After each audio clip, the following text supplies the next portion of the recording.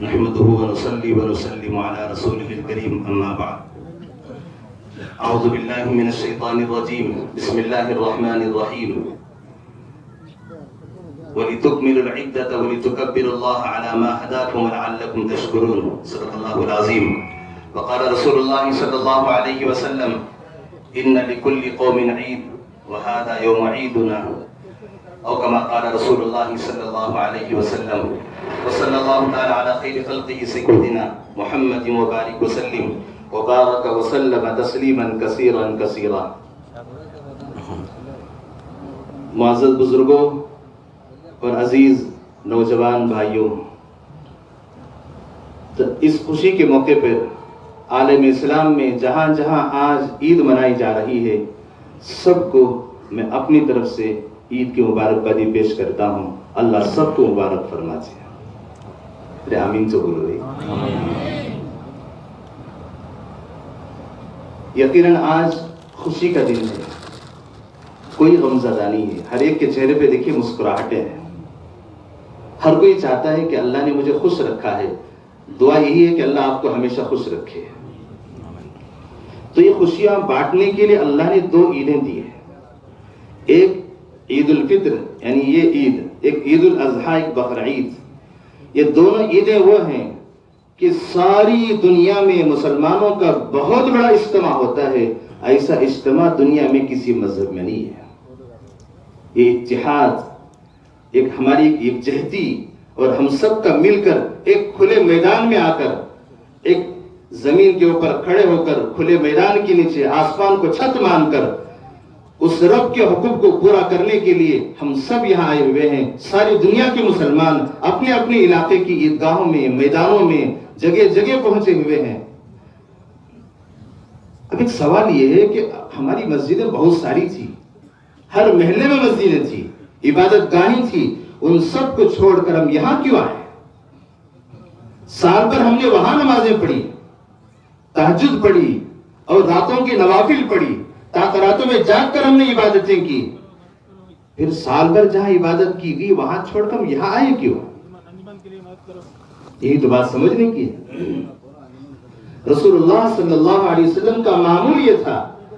اللہ کے نبی صلی اللہ علیہ وسلم مدینہ منورہ شہر میں آپ کی مسجد، مسجد نبوی، کہ جس مسجد میں ایک نماز کا ثواب 50,000 نمازوں کے برابر ہے. ذرا توجہ دیجیے اس بات پر. ایک نماز،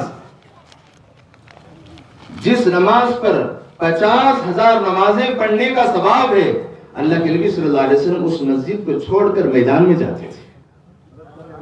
یہ آقا کی سنت ہے، یہ رسول اللہ صلی اللہ علیہ وسلم کا طریقہ ہے.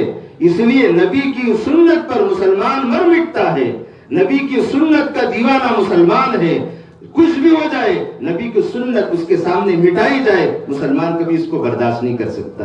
ہم اس سنت کو زندہ کرنے کے لیے، آقا کی سنت کو زندگی میں باقی رکھنے کے لیے، ہم سب اپنے شہر کو، دکان کو، کام دھندوں کو، سب کو چھوڑ کر اس کھلے میدان میں یہاں پر آئے ہیں.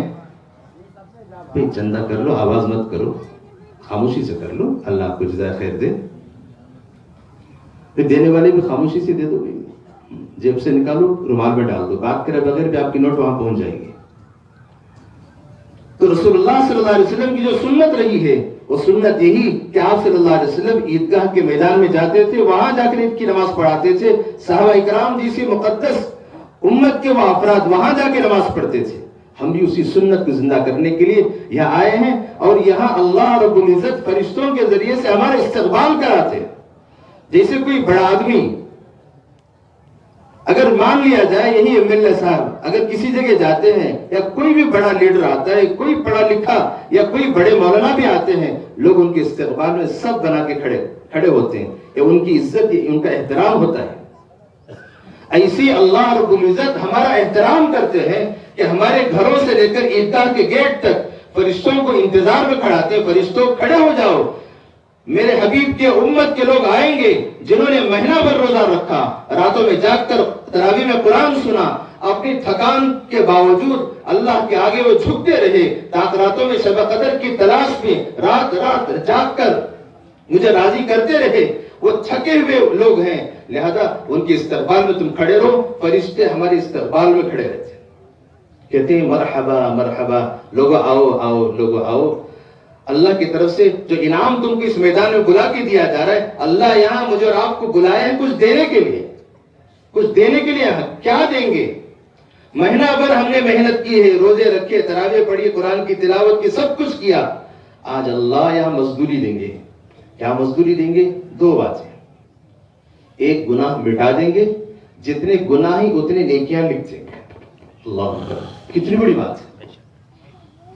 جتنے گناہ ہماری زندگی میں ہم نے اب تک کیے، اگر وہ گناہ دھلے نہیں ہیں، مٹے نہیں ہیں، آج اللہ نے یہاں بلایا ہے، اسی لیے سارے گناہوں کو مٹا دوں گا، گناہوں کے بدلے تمہیں نیکیاں دوں گا۔ جب ہم دعا کر کے واپس جا رہے ہوں گے، اس وقت فرشتے پھر ہمارے استقبال کرتے ہوئے کہیں گے، او امت کے مسلمانوں، او اللہ کے بندو، جاؤ بخشے بخشائے چلے جاؤ، اللہ نے تم کو گناہوں سے دھو دیا ہے۔ حدیث شریف میں ہے کَیَوْمٍ وَلَدَتْهُ أُمُّهُ، یہ ایسے واپس جائیں گے ایسے جیسے ابھی ان کی ماں کے پیٹ سے پیدا ہوئے ہیں، جیسے ماں کے پیٹ سے پیدا ہونے والا، جنم لینے والا بچہ گناہوں سے پاک و صاف ہوتا ہے۔ امت کے مسلمان، اللہ کے بندے، ایمان والے ایسی گناہوں سے پاک صاف ہو کے گھر کو واپس چلتے ہیں۔ یہ ہے سب سے بڑی خوش نصیبی، خوشخبری جو مجھے اور آپ کو یہاں اللہ دینا چاہتے ہیں، دینے ہی کے لیے اللہ نے مجھے اور آپ کو یہاں بلایا۔ اللہ ہمیں قدردانی کی توفیق عطا فرمائے۔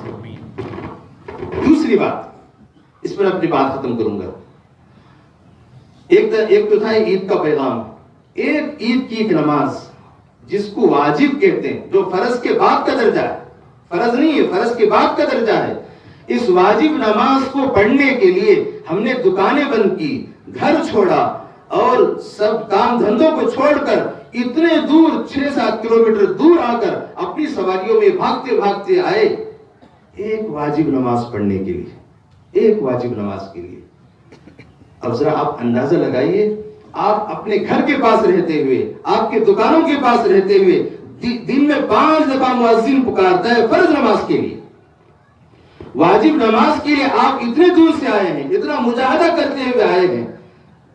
کاش ہم دن کی 5 ان فرض نمازوں کو بھی ادا کر لیتے جن نمازوں کو مؤذن بار بار کہہ کے بلاتا ہے، حی علی الصلاۃ، حی علی الصلاۃ، حی علی الفلاح، حی علی الفلاح۔ آؤ نماز کی طرف، کامیابی یہاں ہے، بازار میں نہیں، کامیابی دکان میں نہیں، یہاں ہے، مسجد میں کامیابی ہے۔ ہم ایک واجب نماز ادا کرنے کے لیے اتنا دور آئے، کاش ہم فرض نمازوں کی پابندی کے لیے اپنے محلے کی مسجد میں چلے جاتے، اللہ ضرور بخش دیں گے۔ ایک پیغام اس وقت آپ کو دینا چاہتا ہوں، نمازوں کا خوب اہتمام ہو۔ جیسے رمضان میں ہم نے نمازوں کی پابندی کی، عبادت کا اہتمام کیا، قرآن کی تلاوت جو جانتے تھے انہوں نے قرآن پڑھا، آخر درجے میں تسبیحات تو ہم پڑھتے رہے، صدقہ خیرات دیا، زکوٰۃ دی، فطرہ ادا کیا، اتنے سارے نیک اعمال ہم نے کیے ہیں۔ یہ صرف رمضان ہی کے ساتھ جڑے ہوئے نہیں ہیں، یہ سارے کام مجھے اور آپ کو ساری زندگی کرنا ہے، سال کے 11 مہینے بھی کرنا ہے، اور یہ رمضان ایک سبق دے کے مجھے اور آپ کو گیا۔ اور اسی رمضان میں ایک دوسرا پیغام بھی دیا، میں یہ دوسری بات بھی عرض کر رہا ہوں۔